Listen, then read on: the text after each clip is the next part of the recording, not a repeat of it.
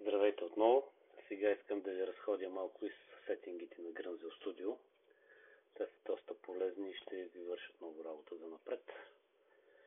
За да достигнем до тях, горният десен ъгъл Settings, System Settings.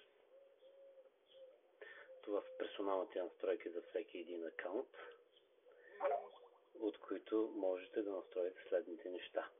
Първо, когато цената се промени, дали да ви се изпрати имейл или не.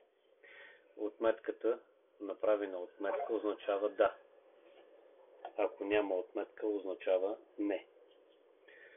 Следващата настройка е, когато вашия артикул е out of stock, т.е. не е в наличност, какво да се случи с него.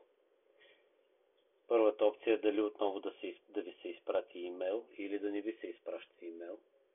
Втората опция, която е по-интересна, е дали да се приключи айтема и да се свали от листинг, или цената му да се вдигне с готова фиксирано предварително зададена стойност.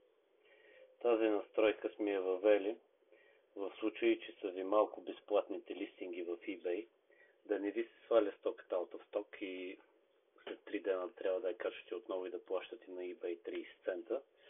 Много потребители в такава ситуация вдигат драстично цената, за да нямат купувачи, но не плащат за допълнителен листинг. Затова и вие, ако сте от тях, ако имате малко безплатни листинги, може да използвате тази настройка, фиксирате определена цена, това не е в проценти, а в долари. Задавате определена цена, по дефолт сме задали $100, ви можете и 500 да сложите, както прецените. И по този начин Grunzel Studio няма да ви свали стоката от eBay, а само ще ви вдигне драстично цената, но тя ще остане листната. За което, разбира се, при отметната отметка Send Me Email означава, че вие ще получите имейл, че тази цена ви е вдигната с тази сума. Следващата настройка е когато се промени продавач. Както знаете, Grunzel Studio основно работи с Prime юзери и с Amazon, и когато на Amazon стоката свърши и се смени друг доставчик, какво да се случи? Отново да ви се изпрати имейл или да не ви се изпраща имейл, дали стоката да се свали, да не е налична повече в eBay, или да й се вдигне драстично цената, докато вие проверите този доставчик и решите какво да правите с него.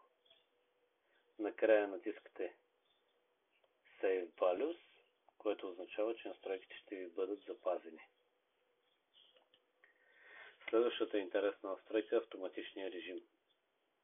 Автоматичния режим сме го направили да се стартира след ваше пожелание за това. Т.е. вие вече трябва да сте сигурни, че знаете как работи Grunzel Studio и какво прави. И от тук се изпраща се имейл, с който желаете ви да преминете в автоматичен режим.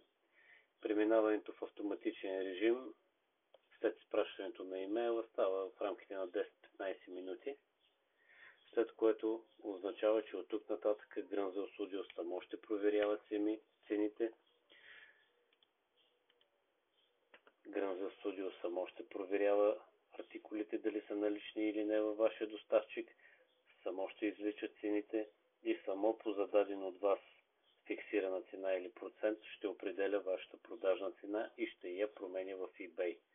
Също така автоматично ще изпълнява и всичките тези настройки.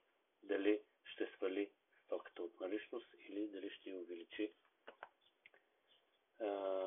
цената с фиксирана от вас сума. Оставям на ваше разположение. Отдолу под видеото може да коментирате